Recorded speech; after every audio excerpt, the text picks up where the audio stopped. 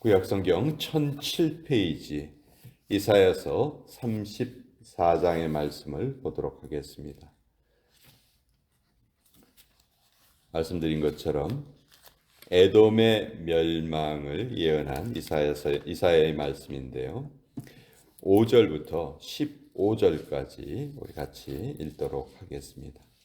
이사야서 34장 5절로 15절까지의 말씀입니다. 시작. 같이 읽습니다. 시작. 여호와의 칼이 하늘에서 족하게 마셨은즉 보라, 이것이 에돔 위에 내리며 진멸하시기로 한 백성 위에 내려 그를 심판할 것이라. 여호와의 칼이 피 곧 어린 양과 염소의 피에 만족하고 기름 곧 순양의 콩팥 기름으로 윤택하니 이는 여호와를 위한 희생이 보스라에 있고 큰 살육이 에돔 땅에 있음이라. 들소와 송아지와 숫소가 함께 도살장에 내려가니 그들의 땅이 피에 취하며 흙이 기름으로 윤택하리라. 이것은 여호와께서 보복하시는 날이요 시온의 송사를 위하여 신원하시는 해라. 에돔의 시내들은 변하여 역청이 되고 그 티끌은 유황이 되고 그 땅은 불붙는 역청이 되며 낮에나 밤에나 꺼지지 아니하고 그 연기가 끊임없이 떠오를 것이며 세세에 황무하여 그리로 지날 자가 영영이 없겠고 당아새와 고슴도치가 그 땅을 차지하며 부엉이와 까마귀가 거기에 살 것이라. 여호와께서 그 위에 혼란의 줄과 공허의 추를 들이우실 것인즉 그들이 국가를 이으려 하여 귀인들을 부르되 아무도 없겠고 그 모든 방백도 없게 될 것이요 그 궁궐에는 가시나무가 나며 그 견고한 성에는 엉겅퀴와 새품이 자라서 승냥이의 굴과 타조의 처소가 될 것이니 들짐승이 이리와 만나며 순념소가 그 동류를 부르며 올빼미가 거기에 살면서 취는 처소로 삼으며 부엉이가 거기에 깃들이고 알을 낳아 까서 그 그늘에 모으며 솔개들도 각각 제 짝과 함께 거기에 모이리라. 하나님의 말씀입니다. 아멘. 오늘 우리가 읽어본 부분 에돔의 멸망을 아주 장황하게 하나님께서 이사야를 통해서 예언을 하고 계십니다. 사실 이 에돔이란 나라, 이 에돔이란 나라의 멸망이 구약성경에 보면 여러 곳에 예언이 되어 있어요. 가장 대표적인 책이 오바댜서입니다. 오바댜서는 1절부터 마지막 절까지가 책 전체가 에돔에 대한 멸망을 예언하는 책이에요. 또 에스겔서에도 보면 에돔의 멸망을 아주 직설적으로 표현한 부분이 있고 오늘 이 이사야서 34장도 마찬가지입니다. 도대체 왜 에돔이란 나라가 이렇게 한 번도 아니고 여러 번에 걸쳐서 심판받을 것이 성경에 예언되어 있는가? 에돔이 누구의 후손인지 우리는 너무도 잘 알고 있죠. 자, 아브라함이 이삭을 낳았고요. 이삭이 쌍둥이를 낳는데 이삭이 나이 60세에 쌍둥이를 낳는데 그 쌍둥이의 이름이 에서와 야곱이었죠. 근데 에서와 야곱은 태어나기 전부터 이미 하나님이 그들의 운명을 정하셨어요. 그러니까 태중에 있을 때 그 리브가가 그 두 아이가 자기 태중에서 싸우는 것을 느낍니다. 근데 하나님이 어떤 말씀을 주셨냐면 큰 자가 작은 자를 섬길 것이다. 그 말씀을 주셨어요. 그리고 둘이 어머니 뱃속에서 태어나는데 둘째가 첫째의 발 뒤꿈치를 붙잡고 나왔다. 그렇게 표현을 하죠. 서로 먼저 나오려고 애를 쓰다가 결국은 태어나는 순서는 에서가 먼저 태어나고 야곱이 둘째로 태어났습니다. 근데 발 뒤꿈치를 잡고 나왔다니까 거의 같은 시각에 같은 때에 탄생한 걸로 볼 수가 있겠죠. 그런데 이 둘의 모습은 성격도 다르고 살아가는 모습도 다르고 또 운명도 완전히 바뀌어요. 그래서 성경에서 에서와 야곱은 어떻게 보면 하나님을 잘 섬기는 한 사람, 또 하나님을 떠나서 자기 뜻대로 자기 능력대로 살아가는 한 사람, 이 둘을 아주 대표적으로 상징한다고 볼 수가 있어요. 야곱은 우리 하나님의 백성을 상징하고 에서는 불신자를 상징한다고 볼 수 있겠죠. 그리고 둘 다 이제 나라를 이룹니다. 야곱이 이룬 나라는 우리가 너무도 잘 아는 이스라엘을 이루고요. 에서는 그 후손이 에돔이라는 그 나라를 이루는데, 에돔이란 말이 붉다, 빨갛다 이런 뜻인데, 그 야곱과 에서의 이야기에서 팥죽 이야기를 빼놓을 수 없죠. 그래서 그 팥죽의 색깔이 붉기 때문에 그때부터 그 에서의 별명이 에돔이 되었다, 그런 말도 있고, 또 에돔이 사는 지역을 가보면은 그 아주 땅 자체가 붉은색이에요. 에돔이 자리 잡은 곳이 성경에는 이제 세일산으로 표현되고 있는데 천의 요새입니다. 천의 요새고 그 들어가는 길 자체가 아주 길의 폭이 좁고 옆에는 낭떠러지 같은 그런 그 돌들로 이렇게 막혀져 있어요. 그러니까 그 부분만 딱 수비하고 있으면 다른 종족들이 이제 족속들이 쳐들어오질 못하고 그런 곳에서 이제 에돔이 거주하며 살게 되는 거예요. 그런데 나중에 이제 출애굽 사건 여러분 잘 아시죠? 이스라엘 백성들이 애굽에서 탈출을 해서 이제 가나안 땅으로 광야를 지나서 이제 가나안 땅으로 가는데 에돔의 위치가 어디냐면 그 이스라엘보다 좀 남쪽에 있거든요. 그러니까 이집트에서 애굽에서 가나안 땅을 가려면 에돔 땅을 거쳐서 가면 제일 빨라요. 제일 쉬워요. 그래서 모세가 부탁을 합니다. 에돔 왕에게 부탁을 해요. 너희 나라하고 우리 나라는 사실 형제 국가 아니냐. 그렇죠? 쌍둥이의 후손들이니까.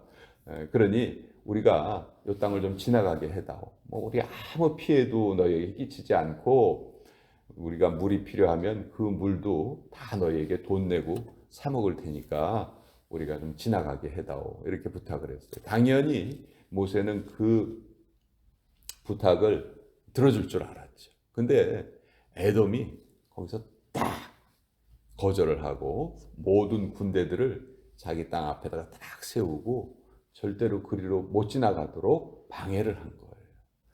근데 이때 하나님 모세에게 하신 말씀이 에돔하고 싸우지 말아라. 너희와 형제 국가이기 때문에 싸우지 말고 다른 길을 택해서 가라. 이렇게 말씀하셨어요. 그러니까 사실 그 광야 생활이 너무 힘들고 어렵잖아요. 하루라도 그 광야 생활을 빨리 끝내고 싶은 것이 당시 이스라엘 사람들의 생각이었는데 한번 여러분들 생각을 해보세요. 여기서 우리 지금 하이뷰 로드가 이제 조금 시간이 지나면 이제 막히겠죠. 일하는 시간이 되면 저는 어제 이제 교회 오시는 분들도 그 경험을 하셨겠지만 딱 교회 앞까지 와서 몇 미터만 철길만 넘으면 바로 들어올 수 있는데 그걸 다시 돌아가지고 쫙 먼 길을 이제 돌아서 와야만 하죠. 얼마나 그 불편해요. 이스라엘 백성들의 마음이 그때 그랬다는 거죠. 그래서 에돔이 이렇게 형제 국가이면서도 해서는 안 될 일을 했고 더 결정적인 것은 남유다가 멸망당할 때예요. 바벨론이라는 나라에 의해서 남유다가 멸망을 당하는데 그때 그걸 적극적으로 도와줬던 사람들이 에돔 사람들이에요. 그리고 바벨론이 약탈을 하는 사이에 에돔도 같이 덩달아서 들어와서 바벨론이 아직 약탈하지 않은 곳을 약탈을 하거나 먼저 한번 쓸고 지나간 곳을 또 약탈을 하거나 이런 행동을 했던 것이죠. 그래서 역사적으로 보면 하나님께서 그 에돔의 그 악한 죄를 심판하시겠다는 그런 예언을 하시는데 아까 말씀드린 것처럼 하나님을 잘 섬기는 자와 그렇지 않은 자의 운명을 아주 이 두 사람의 모습을 통해서 잘 보여주고 있는 내용이다. 그렇게 생각을 합니다. 자, 이 에돔의 위치는 참 아까 말씀드린 것처럼 천혜의 요새에 해당되는 곳에 살았지만 이제 하나님께서 진노를 하시니까 어떻게 되셨냐 하면 5절에 보시면 여호와의 칼이 하늘에서 족하게 마셨은즉 보라 이것이 에돔 위에 내리며 진멸하시기로 한 백성 위에 내려 그를 심판할 것이라. 성경은 구원의 책이에요. 그러나 그 구원의 책에 구원이란 말 뒤에는 무슨 말이 숨어 있냐면 심판이란 말이 숨어 있는 거죠. 구원의 책인데 구원을 받는 사람이 있고 받지 못하는 사람이 있어요. 구원을 받지 못하는 사람은 다른 말로 하면 심판을 받는 사람이죠. 성경은 하나님의 심판이 꼭 있을 것이다. 그리고 그 심판은 그 누구도 피할 수 없다 하는 것을 계속해서 우리에게 강조하고 있습니다. 한 번 죽는 것은 사람에게 정하신 것이요 그 이후에는 무엇이 있으리니? 심판이 있으리니. 너무도 많은 사람들이 이 귀한 진리를 믿으려 하지 않고 무시하면서 살아가고 있죠. 그러나 우리는 하나님의 말씀은 반드시 이루어지고 심판이 있다는 것을 우리가 꼭 깨닫고 살아야 되겠습니다. 8절에 보면 이것은 여호와께서 보복하시는 날이요 시온의 송사를 위하여 신원하시는 해라. 아까 에돔이 이스라엘 백성들의 가는 길을 막았을 때 하나님께서 그들과 싸우지 말아라. 다른 길로 돌아서 가라. 그렇게 말씀하셨어요. 이스라엘 백성들 입장에서는 좀 억울하겠죠. 이리로 가면 빠른 길인데. 근데 하나님이 그렇게 말씀하시고 그걸 잊으신 것이 아니고 하나님께서 반드시 그것에 대해서 보복하시고 시온의 송사를 신원하신다. 신원은 풀어주신다 하는 말씀이거든요. 그때 이스라엘 백성들의 마음이 참 안타까웠겠죠. 근데 그 안타까운 마음을 하나님께서는 잊지 않고 계시고 그것을 하나님의 방법으로 풀어주신다 하는 거예요. 그러니까 우리도 우리의 삶에 어떤 일이 타인과의 어떤 갈등이 있다든지 뭐 그런 일이 있을 때 우리 스스로 내가 스스로 보복하려는 생각은 그건 아주 잘못된 생각입니다. 우리 그런 마음이 우리가 크리스찬이라 할지라도 그런 마음이 들 수가 있죠. 근데 그런 마음이 들었을 때 바로 우리는 회개해야 됩니다. 하나님 제가 이런 마음이 생겼는데 이 마음을 하나님께서 다스려 주시고 이 생각이 다시는 떠오르지 않게 해주세요.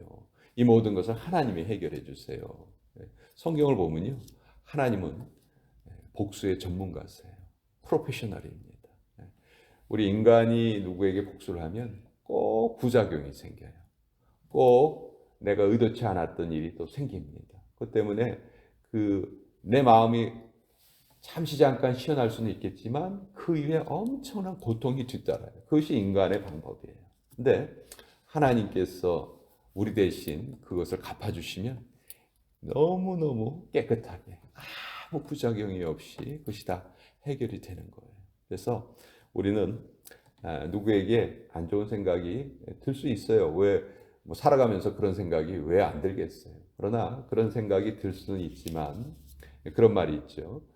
내 머리 위로 새가 지나가는 것을 막을 수는 없어요. 그러나 둥지를 트는 것은 우리가 막을 수 있다. 그렇게 말하죠. 그래서 어떤 안 좋은 생각이 나에게 떠올랐을 때 바로 그것을 하나님께 말씀드리고 이 생각을 하나님께서 막아주시고 하나님께서 해결해 주세요라고 기도하는 그런 모습이 우리에게 바른 모습이다. 여기 보면 여호와께서 보복하시고 송사를 신원해 주신다 말씀하고 계시죠.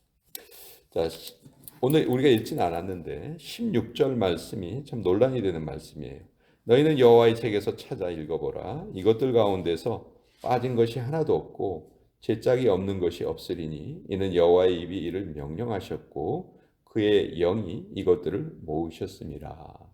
이 구절을 어떻게 보통 해석을 하냐면 하나님의 책은 구약 성경 창세기부터 마지막 책 요한계시록까지 보면 하나님의 말씀이 짝이 안 맞는 것이 없다. 그 말씀 속에는 모든 것이 다 포함되어 있다. 이 성경은 정말 하나님이 우리에게 주신 그 생명의 말씀이다. 그것을 이렇게 뒷받침하는 구절로 이 구절들을 많이 사용을 해요. 그리고 이 구절 하나만 딱 떼어서 읽어보면 그 해석이 그럴듯하게 들려요. 그렇지만 이 16절은 그런 뜻이 아니고요. 이것들 가운데서 빠진 것이 없다 하는 이것들은 하나님의 말씀이 빠진 것이 없다는 것이 아니고 우리가 11절서부터 쭉 읽어보면은 뭐 당아새, 고슴도치, 부엉이, 까마귀, 승냥이가 있고 들짐승, 이리, 순념새 이렇게 많은 그 동물들이 나와요. 그들이 짝을 이루어서 즉 암놈, 순놈이 같이 에돔이 살던 땅에 가서 살게 될 것이다. 왜? 그 화려했던 곳이 하나님의 진노로 다 황폐화가 되고 사람이 못 사는 곳이 되어서 거기에 짐승들이 모여서 살 것이다. 그 짐승들이 짝을 이루어서 살 것이다. 이것은 이 이사야가 한 이 예언이 반드시 성취될 것을 다시 한번 확인해 주는 그런 말씀이거든요. 그래서 이사야서 35장 16절을 하나님의 성경 전체가 완전한 책이다 이렇게 이제 해석하는 것은 좀 잘못된 해석이고 무리가 있는 해석이다 하는 것을 또 여러분과 함께 나누어 보았습니다. 자, 오늘